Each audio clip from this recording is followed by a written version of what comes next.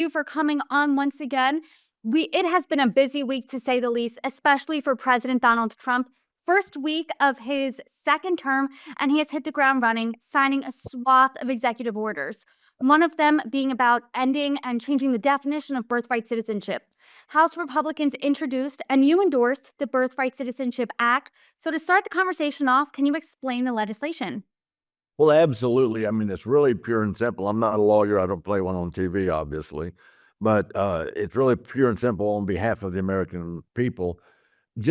When someone breaks the law and comes across our border, and let's face it, without having the proper documentation, the visa stuff, going through the process, they're breaking the law. They are by definition a criminal when they step across the country's line, your border.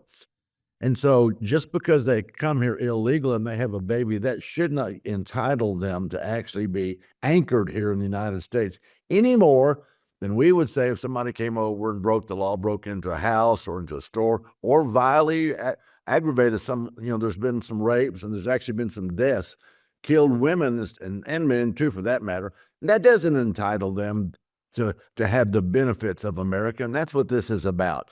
The 13th and 14th Amendment was about protecting American citizens.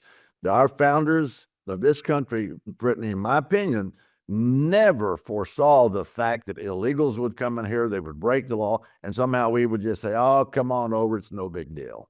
That wasn't their intent. You brought up the 14th Amendment, and as you know, the executive order has faced plenty of backlash, and I want to get into that. A federal judge this week paused it. He called it blatantly unconstitutional. An immigration attorney I talked to about it earlier this week said getting this past the finish line would essentially amount to mission impossible. So how does this legislation plan to go over these legal hurdles?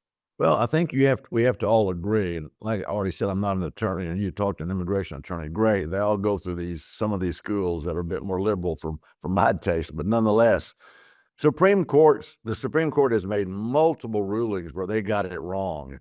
They said, for example, that African Americans, could be counted as 3/5 of a citizen. They had to overturn that ruling. They also said that separate but equal bathrooms for blacks were okay. They had to overturn that ruling. And as someone's extremely pro-life, they said it's okay to kill unborn children, and that ruling was overturned. So just because this is some kind of ruling perceived by the Supreme Court, they interpreted the 14th Amendment one way or another, whether it's federal district court or Supreme Court, whatever it was, they're just wrong, and I believe it'll be overturned.